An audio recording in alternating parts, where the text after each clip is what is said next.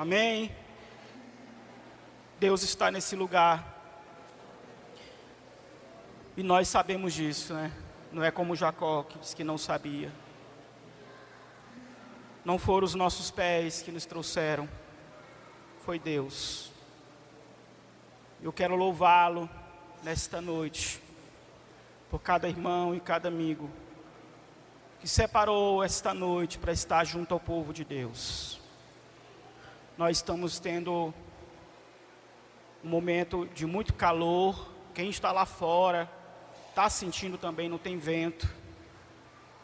E eu sei que é difícil se concentrar. Nós pedimos até as irmãs para servirem água para os irmãos. Mas Deus vai honrar o esforço de vocês. Está honrando. Abra por gentileza a Bíblia Sagrada. Nós vamos ler duas passagens que estão correlacionadas. Atos capítulo 2. Vou testar agora a sua habilidade de encontrar os livros da Bíblia. Nós vamos ler Atos capítulo 2.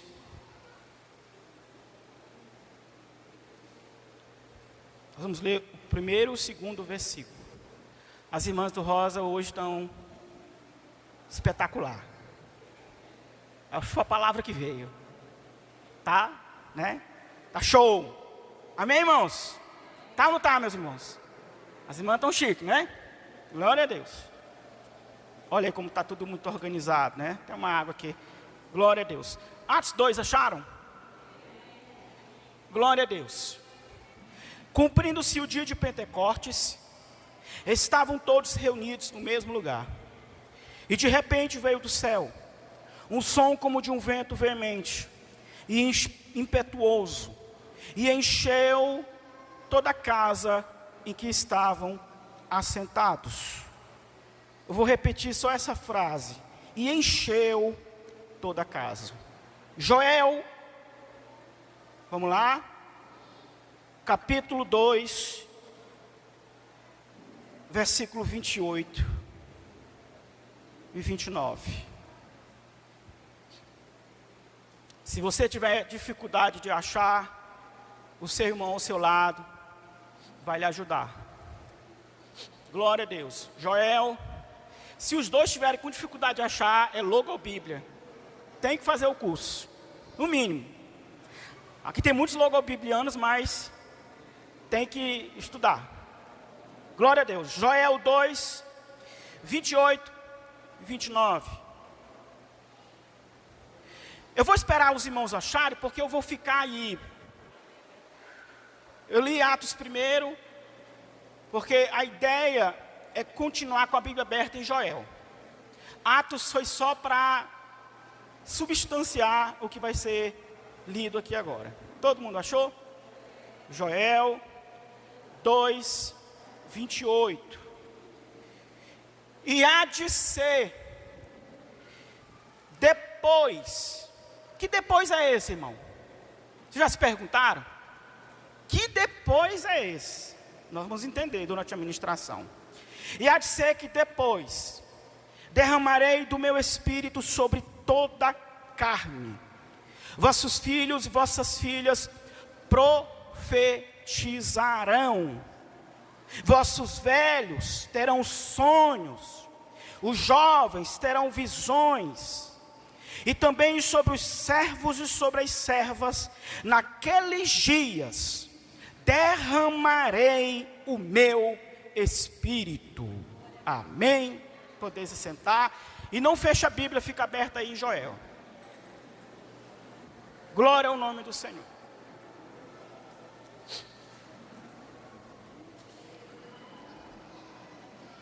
Glória a Deus. Irmãos e irmãs, jovens, senhores, senhoras, crianças, todos aqui presentes.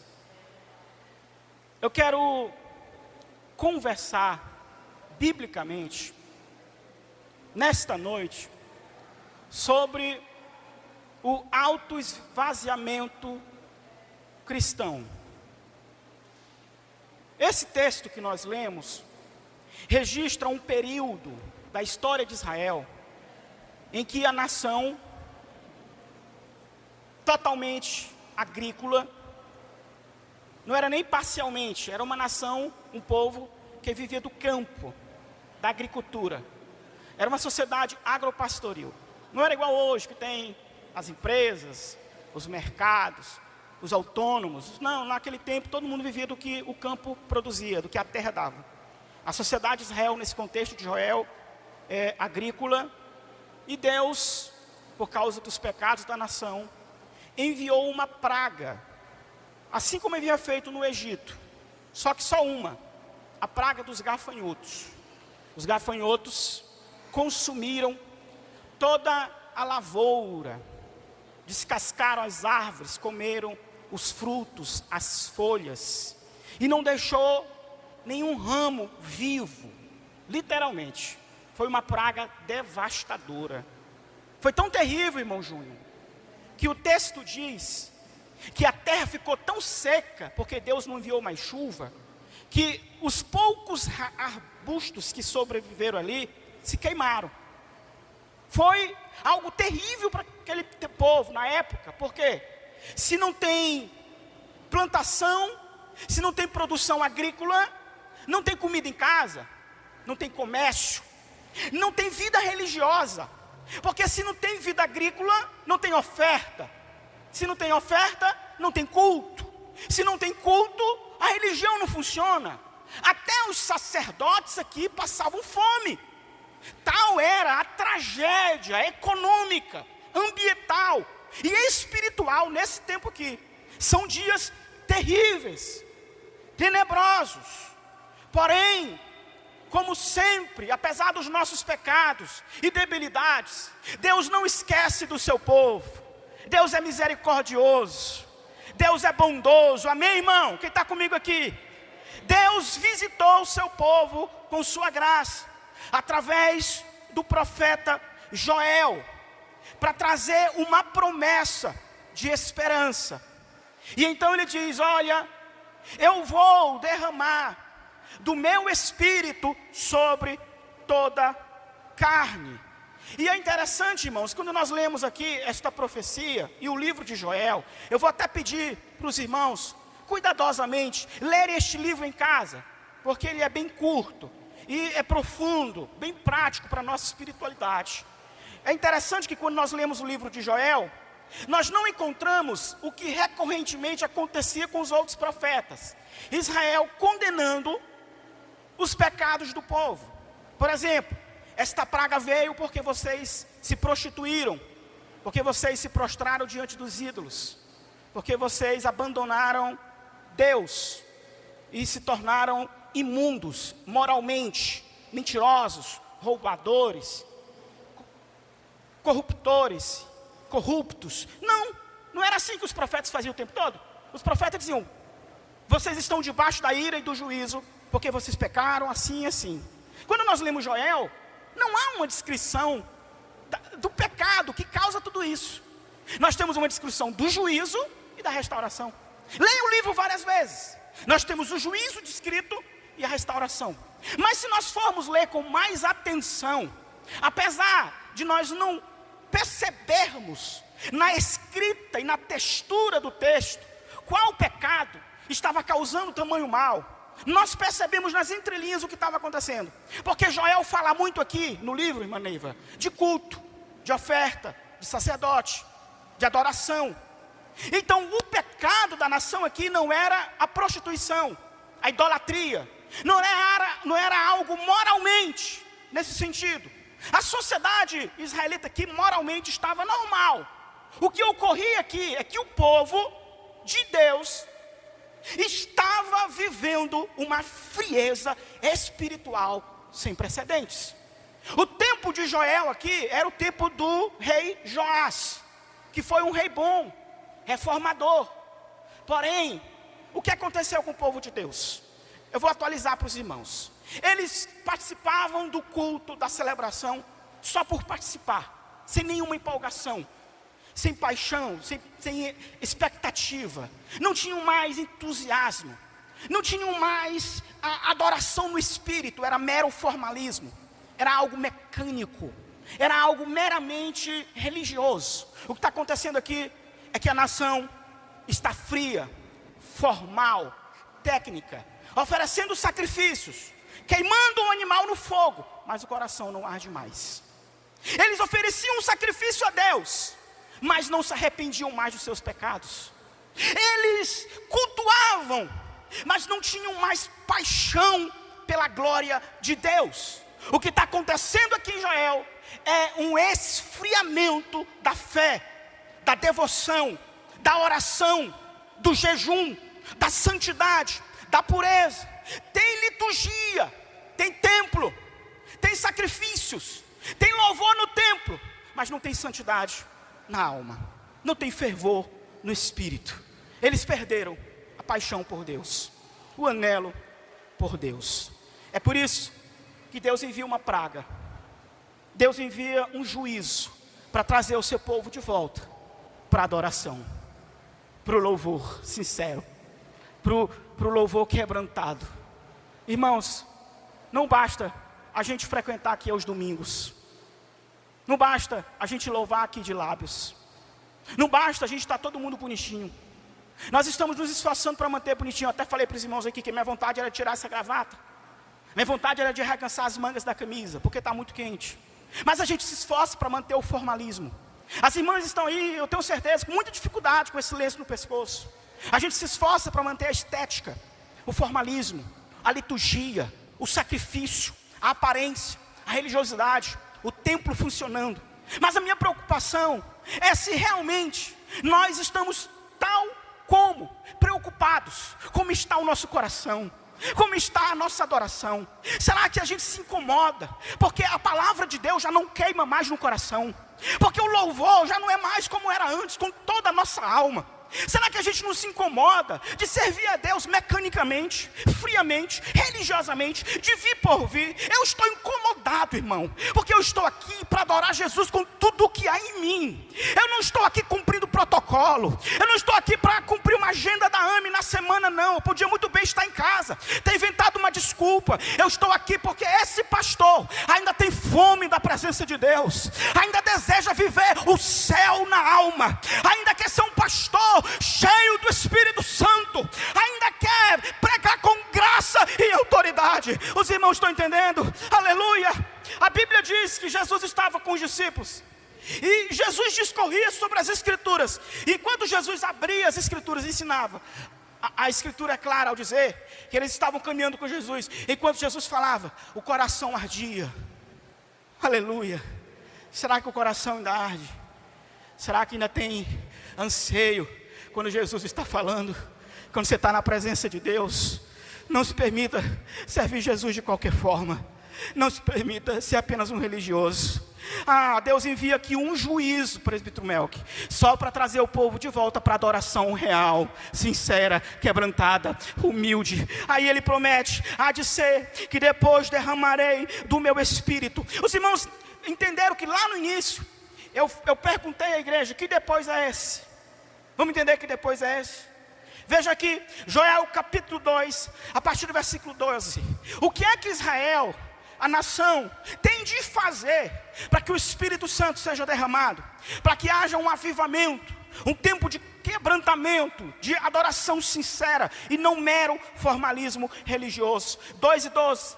Ainda assim, agora mesmo, diz o Senhor, convertei-vos a mim, diz o Senhor, de todo o vosso coração, e com jejuns, com choro e com pranto. O Espírito Santo seria derramado depois de quê? Que eles se convertessem a Deus. Mas irmão, nós estamos falando aqui do povo de Deus, mas precisavam de reconversão, renovação, avivamento, reencontro com Deus. Então Deus diz, vocês precisam se converter. Veja o versículo 13, aí Deus vai descrevendo como é essa conversão. Rasgai o vosso coração e não as vossas vestes. Por que, irmã Neliene, que Deus está falando através do profeta Joel para rasgar o coração e não as vestes? Porque eles rasgavam as vestes. Era um símbolo estético, aparente, de arrependimento, de quebrantamento. Quando o judeu estava assim, de luto, ou estava vivendo uma tragédia, ou vivendo um tempo muito ruim, ele rasgava as vestes como um sinal de quebrantamento, de humilhação, e de que ele estava se rasgando diante de Deus. Mas Deus está dizendo para o profeta que eles até faziam isso, mas era meramente externo. Então ele diz: rasguem o coração. Irmãos, o que significa rasgar o coração? Eu orava e eu pedia a Deus para falar comigo sobre o significado disso aqui. Por que rasgar o coração? Rasgar o coração é algo que implica muita dor. Uma pontadinha no coração. Quem já sentiu aquela aceleradinha no coração assim, um pouco diferente? Quem já sentiu assim? Você não fica assim, né? Não é isso, doutor Rix? Acelerou um pouco mais. É aquela fisgadinha. Você fica logo preocupado. Imagine o coração se rasgando. A imagem aqui é de muita dor. O que significa rasgar o coração? Significa abandonar coisas, pecados que nós estamos amando. É um modo de dizer, vai ser difícil abandonar, porque você se apegou, você amou isso. Vai ser difícil. É como rasgar o coração, porque você está amando o seu pecado. Não é fácil, irmão. Mas Deus, Ele não quer uma adoração formal, externa, religiosa. Ele quer seu coração.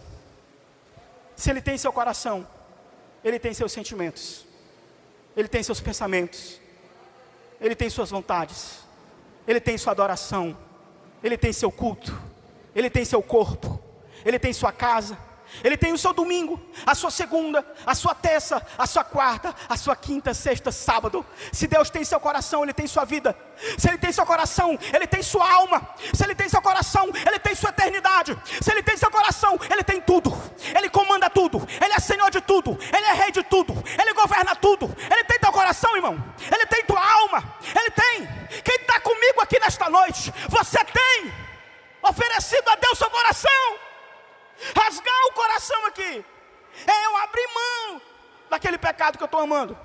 E não é fácil, irmão. Sabe por que muitas vezes nós estamos sem vida espiritual, secos, áridos, sem paixão? Porque o nosso coração está amando algo que não seja o Senhor.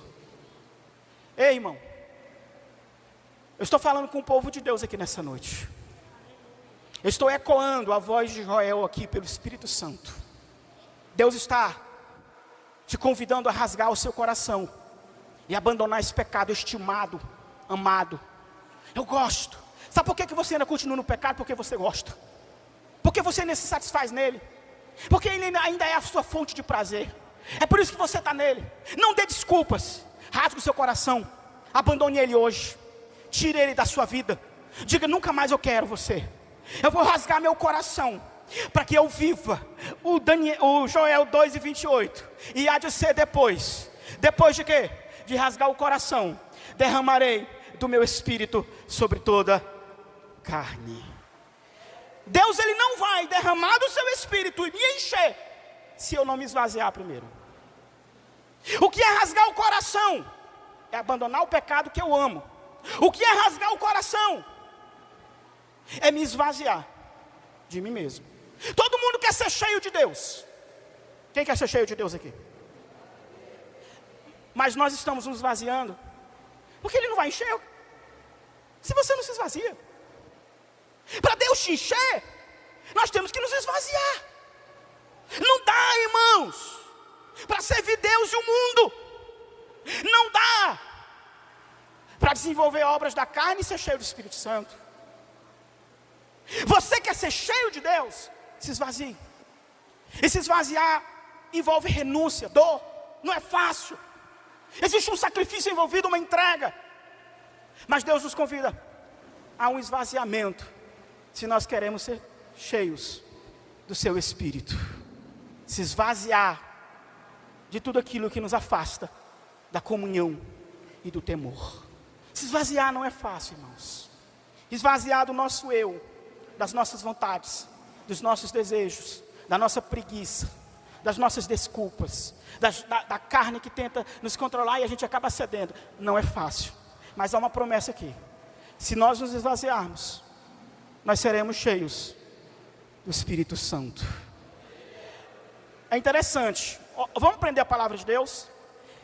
Eu me esvazio para ser cheio. E o que é ser cheio de Deus? É ser controlado pela vontade de Deus, ou não? É. Deus controla a nossa vida através de quê? Da sua palavra. Então, se eu quero ser cheio de Deus, irmão Júnior, eu tenho que me encher da palavra de Deus. Mas o que é que está enchendo a gente, irmão? No nosso dia a dia. Jesus fala, a boca fala do que o coração está cheio. O que é que está saindo da gente no nosso dia? É a palavra de Deus? São as coisas de Deus? É a vontade de Deus? O que é que está enchendo a gente? Irmãos, é muito fácil saber do que a gente está cheio. Se a gente senta com uma pessoa 15 minutos, 10 minutos, a gente já sabe o que é que está enchendo ela. Porque quando está cheio, transborda. Sai. Você está cheio de Deus? Então vai sair a palavra de Deus e coisas agradáveis a Deus de você. Conselhos bons, pensamentos bons, palavra de Deus, otimismo. Não vai sair murmuração, não vai sair reclamação, não vai sair imoralidade, não vai sair palavrão, não vai sair besterol da internet, não vai sair só o que o mundo fala por aí. Não, se você está cheio de Deus, as coisas de Deus vão fluir de você. Você está cheio de Deus? O que é que está te enchendo? O que é que está nos enchendo, irmão? O mundo. Tem um celular aí. A praga aqui de Joel era um gafanhoto. A praga de hoje é o celular.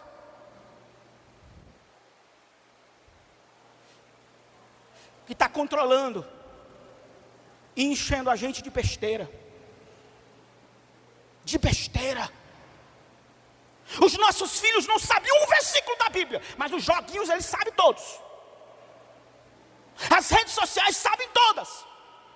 Até os YouTubes daí, eles sabem. Todo mundo quer ser cheio de Deus, mas não lê a Bíblia.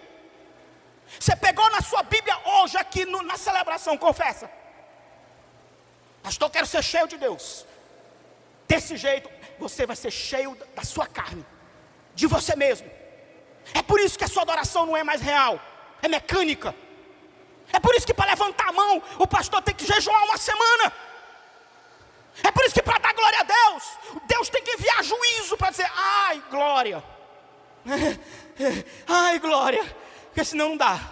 Irmãos, a igreja de Deus, redimida, comprada com o sangue de Jesus, não precisa de praga para adorar o Senhor, não precisa de pressão para louvar, não precisa de doença para se prostrar, não precisa de luta para reconhecer que Deus é tudo que tem. Eu estou aqui livre para adorar o Senhor, e eu vou me encher de Deus. O mundo não vai encher meu coração, a internet não vai me poluir. Eu vou continuar lendo a palavra, orando, jejuando, buscando. Não importa se vamos chamar de quadrado, de religioso, mas eu vou continuar.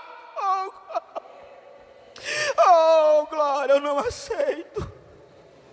Eu não aceito que minha geração influencie os nossos filhos mais do que o Senhor. Eu não quero perder minha geração, eu não quero, irmãos. Nós não podemos perder os nossos filhos. Nós não podemos nos perder nessas futilidades, distrações.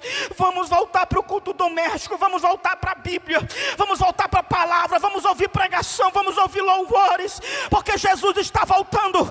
E Ele está preparando o seu povo, preparando a sua igreja. É noite de você rasgar seu coração, arrancar esse ídolo, arrancar esse pecado imundo, asqueroso da sua alma, e dizer: Jesus, hoje eu quero viver. Atos capítulo 2. E todos foram cheios do Espírito Santo. Oh, glória. Volte o seu olhar aqui para Joel 2:28. Já estou indo para a conclusão. Volte aí, Joel 2:28. Deus nunca vai nos encher se nós não nos esvaziarmos. Nunca. Enquanto a gente estiver negociando as coisas de Deus, protelando, adiando, dando desculpa para tudo, lendo a Bíblia quando der vontade, orando só quando tiver, nunca vamos ser cheios de Deus. Mas aqui é uma promessa. Leia comigo. E há de ser que depois derramarei o meu espírito sobre a vossa carne, a nossa carne. Vossos filhos e vossas filhas profetizarão. Vossos velhos terão sonhos. Vossos jovens terão visões. Sabe o que significa isso aqui? Os velhos terem sonhos. E os jovens, visões. Aqui há uma inversão da naturalidade. Porque o natural, irmã Neiliene, é o jovem ser sonhador. Cadê os jovens aqui? Vocês têm sonho? Se formar, né? Fazer faculdade, ser cheio do Espírito Santo. Tem algum que tem esse sonho aqui? Meu Deus, ajuda o pastor. Você não tem sonho não? Levanta a mão quem tem sonho aí. Se não tiver, você está velho. Seu corpo é novo, mas você envelheceu. Porque o natural é o jovem ser sonhador, ou não? E o natural do idoso é ele ter sabedoria, discernimento. Visão aqui é sabedoria, discernimento. Tem tradição que diz isso. Sabe o que acontece, irmãos? Quando Deus nos enche do seu espírito, os jovens, eles não apenas têm sonhos, mas eles têm sabedoria. Sabe o que é? O Espírito Santo, ele nos reveste de algo que vai além do natural. Tem gente que diz assim: não, jovem vai apanhar demais porque falta sabedoria. Jovem vai dar trabalho demais porque falta sabedoria. Você vai dar trabalho. Não, não. Se você for cheio do Espírito Santo, você vai ter sonhos e vai ser sábio. Você vai ter sonhos e vai viver a vontade de Deus. Alguém diz assim: os velhos, né? Cadê os irmãos que já estão envelhecendo aqui? 40 anos para lá, vamos lá, vai, levanta a mão. 40 anos para lá, né? Mano, nós já estamos indo para lá, né? 40 anos. Alguém vai dizer assim: ei, já está tarde demais para sonhar. Não é isso? Não acontece? Não, para que sonhar com a casa grande? Você já está velho, é pobre, não tem um emprego bom. Para que sonhar em ser uma pessoa melhor, fazer faculdade? Para que sonhar? Isso é loucura, é desatino. Não, a Bíblia está dizendo: se eu for cheio do Espírito Santo, os velhos vão sonhar e Deus vai realizar. Aleluia, aleluia. Você está entendendo aqui? Você está entendendo? Você tem sonho, tem? Tem sonho de ver tua família restaurada, de ver teus filhos na igreja? Tem sonho de fazer faculdade, de pegar o certificado? Tem sonho de viver uma vida melhor? Tem. Continue sonhando, porque Deus vai te preparar, vai te encher. Está aqui, irmão, os velhos vão sonhar. Oh, glória. Isso aqui é forte demais. Os velhos vão sonhar e os jovens vão ter sabedoria. Olha o que acontece com as coisas de Deus. Não é o natural, é espiritual. É isso que acontece, irmão, com a igreja que rasga o coração, tira para fora os ídolos, tira para fora o mundo, tira para fora a preguiça, tira para fora a desculpa, tira para fora as críticas inúteis, a futilidade, e se entrega a Deus. Vai para o jejum, vai para a oração, vai para a santidade, busca o Senhor. O que acontece? Os jovens vão ter sabedoria. Os que estão envelhecendo vão realizar sonhos. Aquele que acha que não dá mais, Deus realiza. Tem gente que está aqui vivendo com coisas impossíveis aqui na mente. Não, Senhor, acho que não vai acontecer. Se você continuar, Deus está falando aqui nessa noite. Se você continuar carnal, preguiçoso, relaxado, servindo a Deus de qualquer jeito, vai morrer e não vai viver. Mas se você buscar ser cheio do Espírito Santo, Deus realiza, irmão. Deus realiza. Esse pastor tem sonho de ver essa geração que está aqui cheia do Espírito Santo, cheia do Espírito Santo, cheia do Espírito Santo. Eu tenho sonho de ver essa